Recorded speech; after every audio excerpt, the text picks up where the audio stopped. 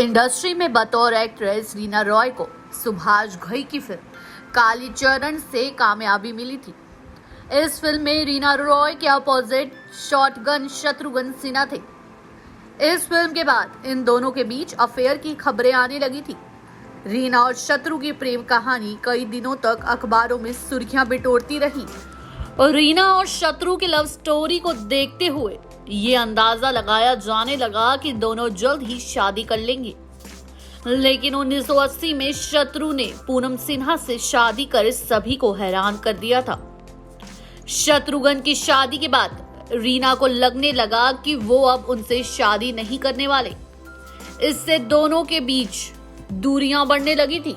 आपको बता दें 2016 में जनवरी में प्रकाशित हुई एनीथिंग बट खामोश किताब में रीना रॉय और शत्रु के रिलेशनशिप के बारे में कई बातें लिखी हैं। शत्रुघ्न सिन्हा के जीवन पर आधारित इस किताब की लेखक भारती एस प्रधान ने वो वाकया भी बताया है जब शत्रुघ्न सिन्हा रीना रॉय की शादी की बात सुनकर बच्चों की तरह फूट फूट कर रोए थे।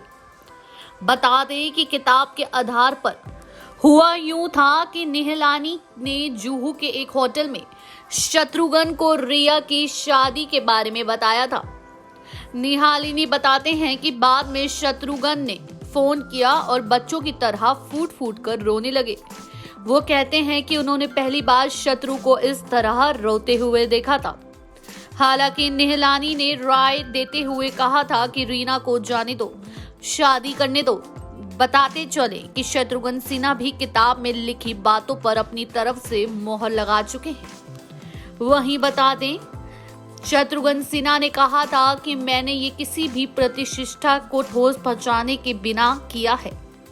किताब में कोई अश्लीलता नहीं है। मैंने अपने जीवन की बहुत सारी लड़कियों का जिक्र नहीं किया है। वो आज अपनी जगह पर है, उनके बच्चे हैं और उनकी पहचान बताना उचित नहीं होता। फिल्म की पढ़ाई करने के लिए मेरे घर छोड़ने से लेकर फिल्म जगत में मेरे संघर्ष और उसके बाद मेरे जीवन में आने वाली लड़कियों, घरवाली और बाहर वाली तक की कहानी है। लेकिन आपको बता दें कि शत्रुघ्न सिन्हा प्यार तो रीना रॉय से ही करते थे, लेकिन उन्होंने शादी करी पूनम सिन्हा से। लेकिन आज तक इस बात को समझ नहीं पाए हैं कि उन्होंने पूनम सिन्हा से आखिरकार शादी क्यों की।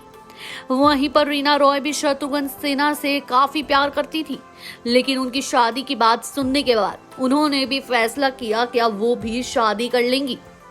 ऐसी ही खबरों से जुड़े रहने के लिए देखते रहें नेक्स्ट 9 न्यूज और मैं हूं आपके साथ सादिका कौर।